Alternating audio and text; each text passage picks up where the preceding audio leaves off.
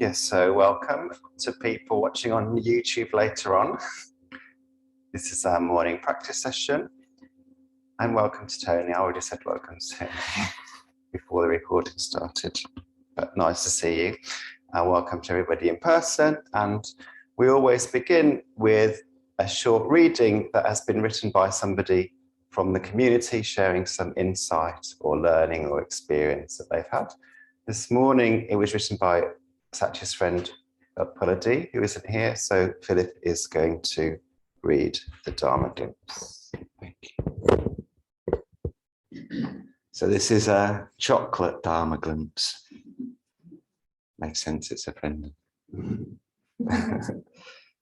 I was in a small supermarket with my partner. I wanted a sandwich before I headed off for an evening study group. And he was getting food for him and our son to have dinner. I had a very small amount of money left in my bank account before payday. I wanted to buy some chocolate, but could only afford the sandwich. He didn't know any of that. I kept it to myself. Coincidentally, and out of the blue, he offered to pay for my food.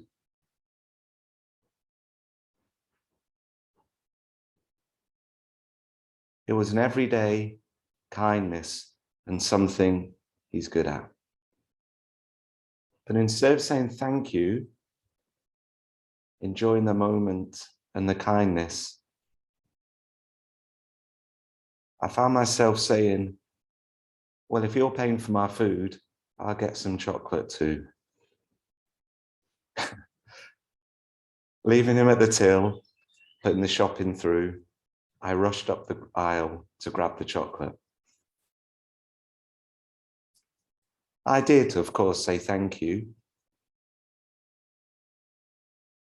but I was quite overwhelmed with the speed with which my mind had grasped.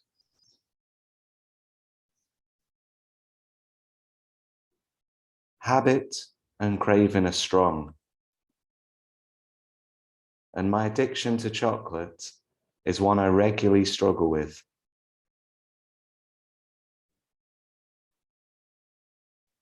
Amongst all this, I could hear the Buddha whispering to me, slow down. There are gifts here for you that you are missing. Sometimes I miss out on the abundance I already have when I'm grasping for more. The chocolate was nice, but in many ways, the kindness was much, much sweeter. Namo Amitabha.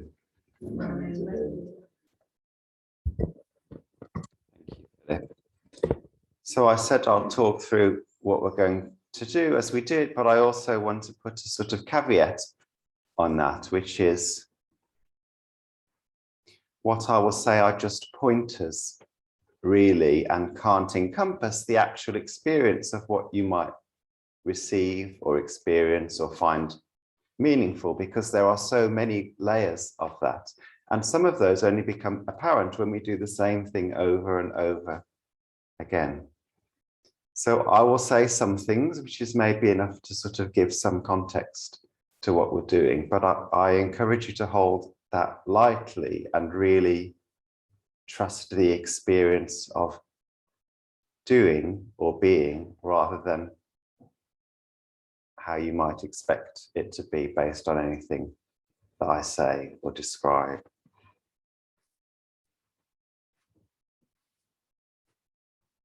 So we're going to go into a period of quiet meditation together. Meditation really has two purposes. One is to calm and settle the mind and the nervous system, and the other is to provide a space for curiosity. And some practices encourage more of one, and some practices encourage more of the other. My experience is whatever the instruction, naturally both tend to arise. But we'll begin this morning by just taking a moment to notice how we're sitting. You might want to just sway left and right a little and forwards and backwards until you find that easy upright position that's recommended.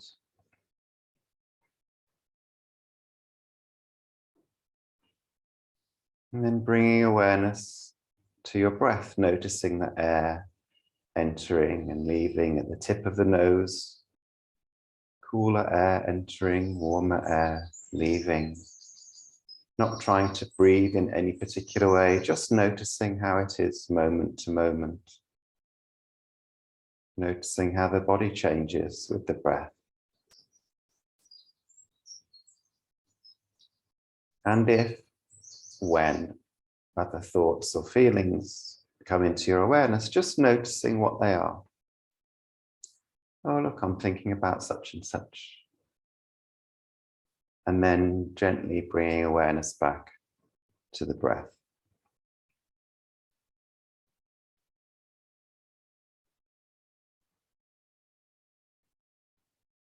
And we'll sit for about 10 minutes.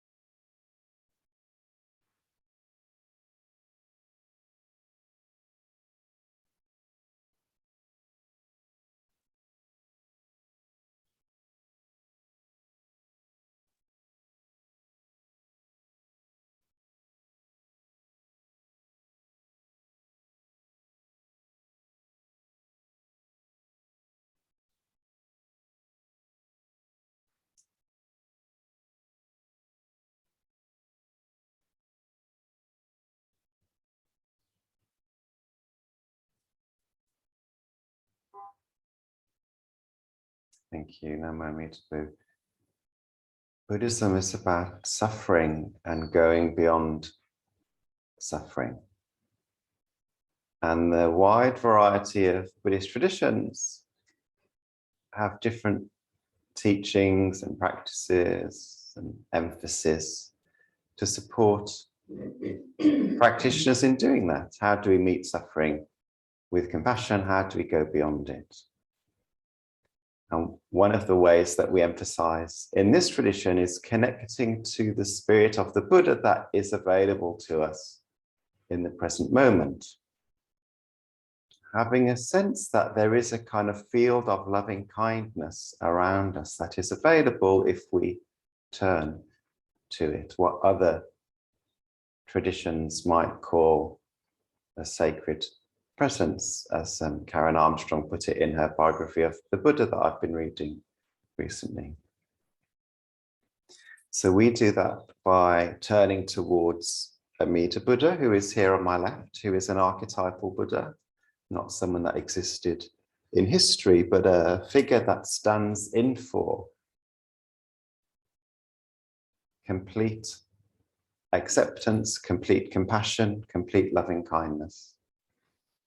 So we turn our heart towards those qualities. And everything we do really is supporting that movement. But one of the ways we particularly do that is by reciting this Buddha's name. And this morning we're going to use the word Amitabha, which is the Sanskrit form of Amida.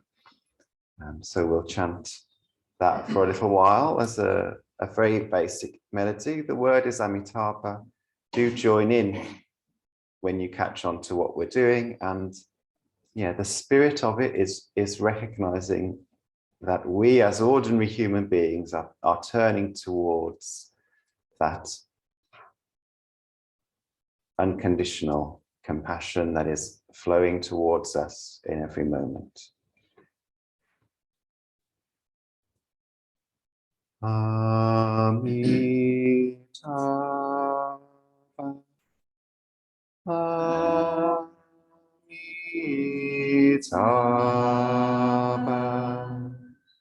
Amitabha.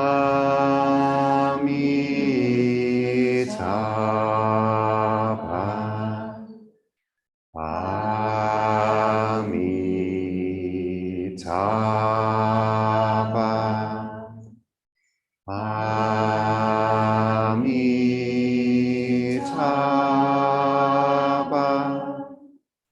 Amitabha. Amitabha. Amitabha.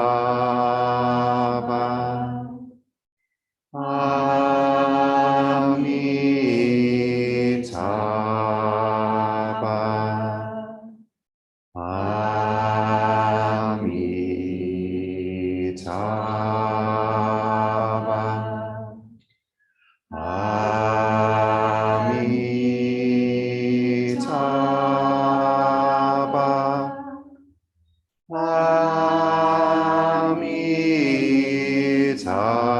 Amitabha.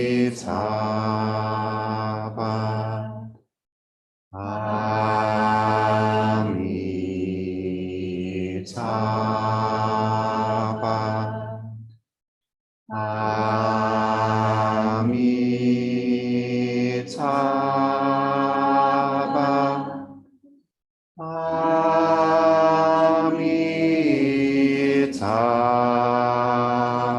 Amitabha.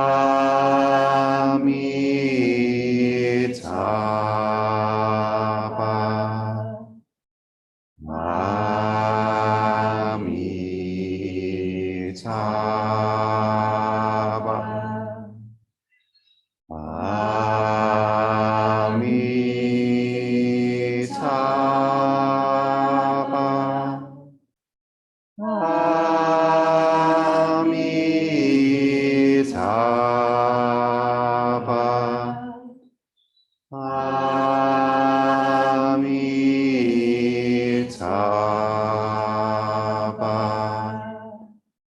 Amitabha. Amitabha.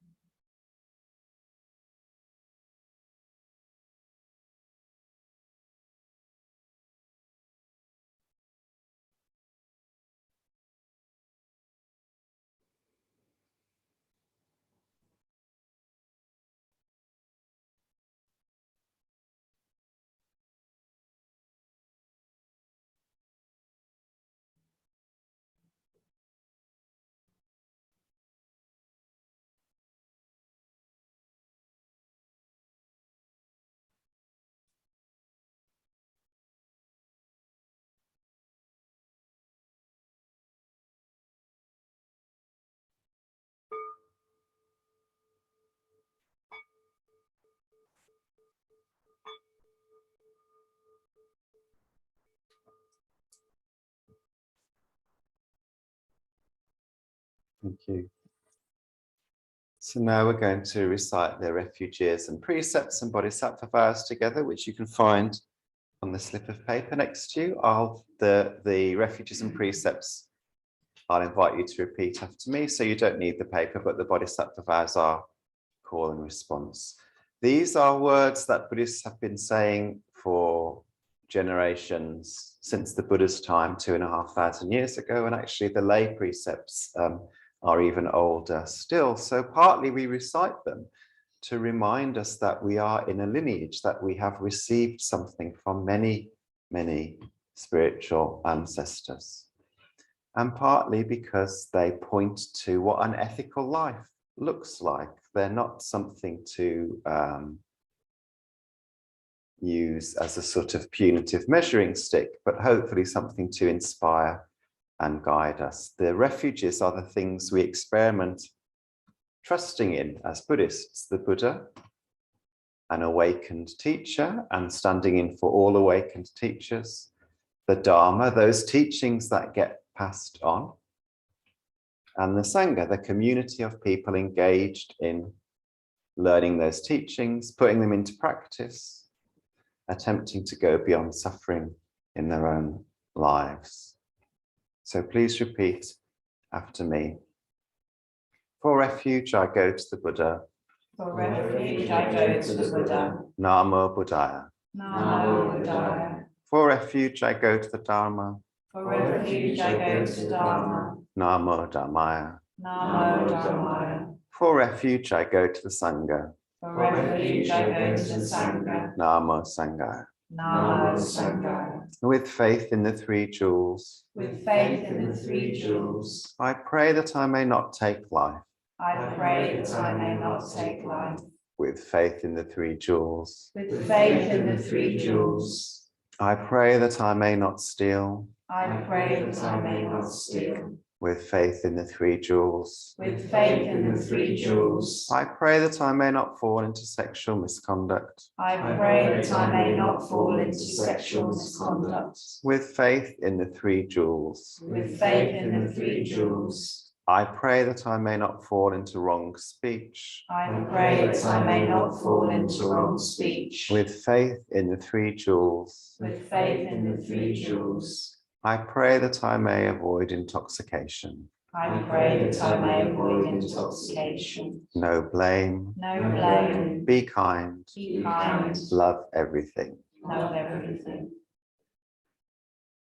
Innumerable sentient beings, We vow to save them all. inexhaustible deluded passions, We vow to transform them all. immeasurable are the Dharma teachings, We vow to master them all. infinite is the Buddha's way, We vow to fulfill it completely.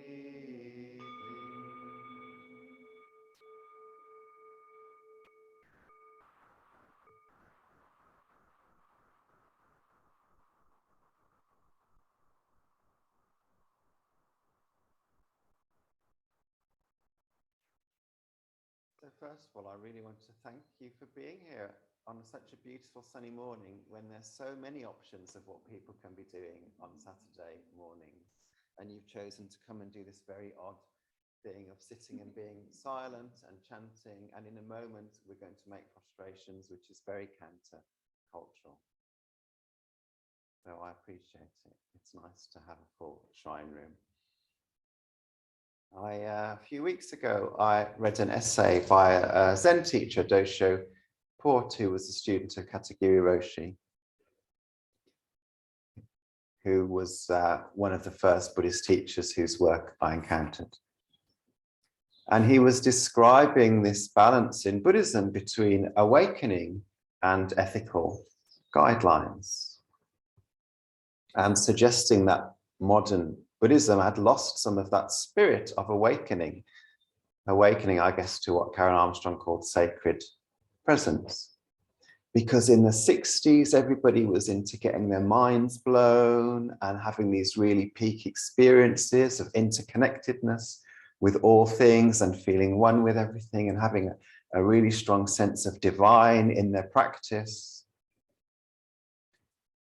But maybe they weren't so integrated and grounded, and their lives were a bit messy, and they were impacting other people in unskillful ways. So then there's this reminder, we must fold in the precepts, we must have this container that supports us to be curious about how we're contributing to harming others, how we're contributing to caring for others. And much of Buddhism in the West took that on board and became almost quite secular for various reasons. And I'm not opposed to secular Buddhism. It was my way into the practice, so I'm very grateful for it. But I also appreciate Dosho Port's point that perhaps the pendulum has swung too far. I mean, not for us in this temple, because we're emphasizing sacred presence all the time. But generally in Buddhism, perhaps the pendulum has swung too far, and really wanting to encourage people to be curious about awakening and what that means in the center of a Buddhist practice. And as I said when I was saying I would talk through what we were doing, of course, the word awakening and sacred presence and the things I'm about to carry on saying are all provisional in some way. They point to something that can't be quite encapsulated. The experience keeps going beyond what can be described. But it includes things like a deep sense of connection to our ancestors. It includes things like an embodied experience, a non-intellectual experience of being connected to the earth and to all living things, and appreciating that,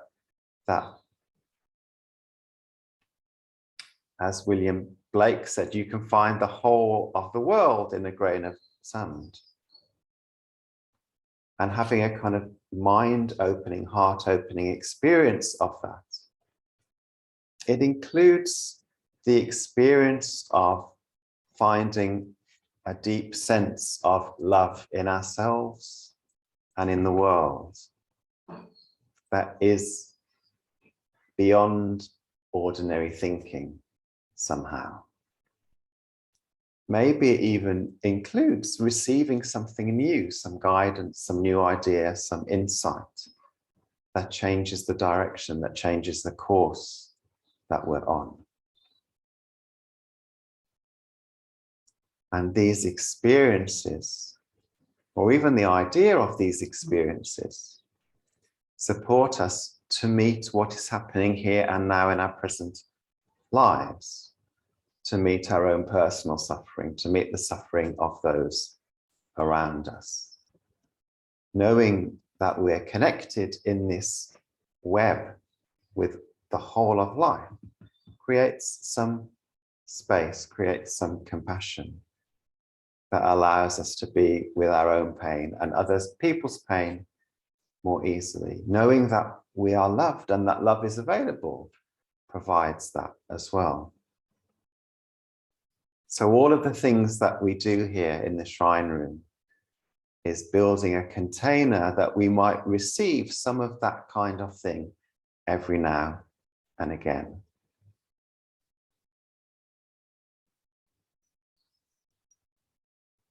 And I suppose I'm thinking about this because I have been reading Karen Armstrong's book, and she very clearly has a sense of the spirit that the Buddha lived his life in, which is the one that I'm describing now, but also a very strong sense of the Buddha's clarity of message. This is the way to do this. This is the way to do that. These are the ethical precepts that work for this time.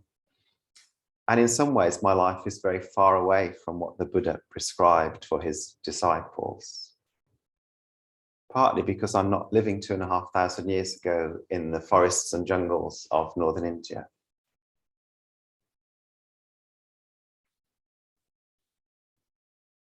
And I found I was getting a little bit disheartened. Oh, I'm comparing myself. I'm not living up to those things. But actually, I think the important thing to carry forward is that spirit, and that the practices that we are doing make space for that spirit to come through. And I really trust that that is what is happening, even if in some ways it looks very different to what the Buddha was doing 2,500 years ago. Amitabha. As I said, one of the things that we do to create a container for that is to make prostrations. So in a moment, Satya will ring a bell and I'll invite you to stand with some space in front of you, pointing to the main shrine, and then I'll describe how we do prostrations in this tradition.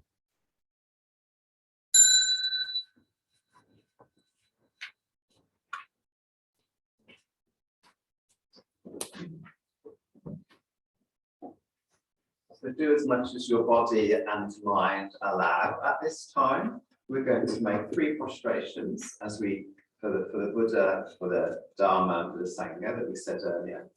And with our hands, we make the prayer symbol, Gasho or Anjali, which represents a closed lotus, but so the potential for enlightenment, the potential for flowering in all of us. And first, we raise it above our whole bodies. So we're saying, with my whole body. And then here in front of our lips, which is with my words, my thoughts and my words, my kind of intellectual parts. And then here in front of our hearts with our feelings and our spirit. And then we go down onto the floor to kneeling, and we lift our palms above our head, which is the sort of going beyond the ego, if you like. And this is where it gets complicated. We are also going to chant Namo Amitabha at the same time. Don't worry if you don't get it, that's fine. Plenty of people in the room know what they're doing. Namo Amitabha is a Japanese form of the chant that we did earlier, so it's just invoking that same spirit. Let's give it a go. Beth, I might just come back here so everyone's got a bit more room. Yeah, do make sure you've got a bit of space in front of you.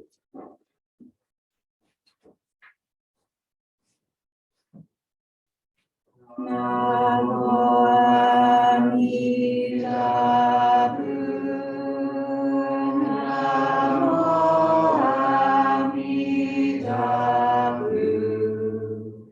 Namo Amitabha, Namo Amitabha,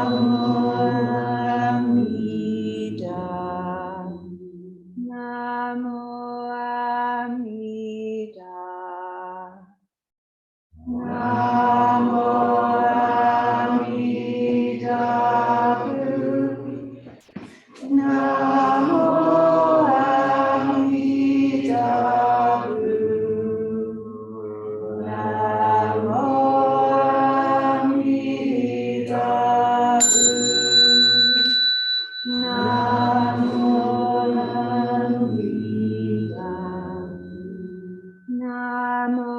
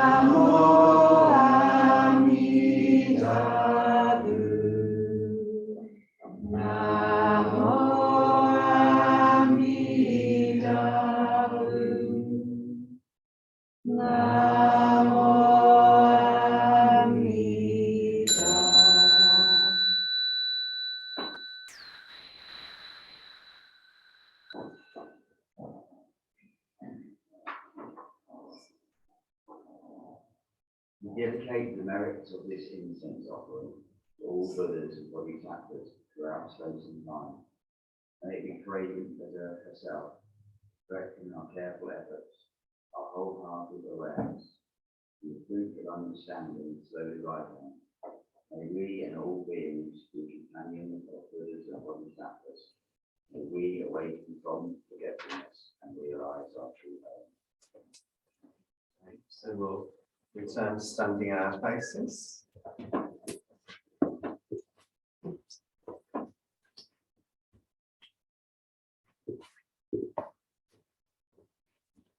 Now, as we come to the end of the service, we're going to bow to each other, first to one side and then to the other.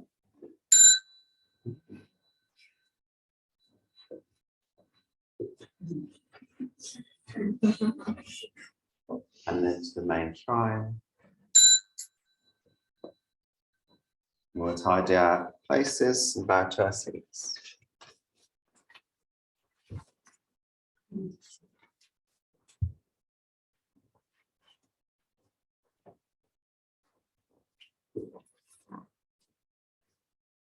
So, as Satya said, at 10:30 there will be a talk in here on joy. We'll put the kettle on before then if people want to get a quick drink, and we'll change the chairs around in here. Yeah, there's a toilet at the top of the stairs if anyone wants to use it. The donation bowl is in the hallway on the table. There's also some booklets there that describe a little bit more about the practice if you want something to take away and read. And we'll finish this section by reading the closing verse, which is on the top of one of the sides of the piece of paper next to you.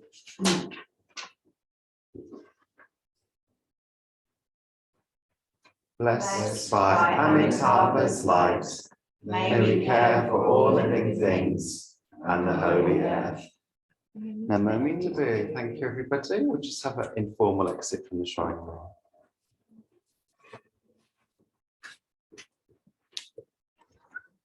Volunteer tea makers.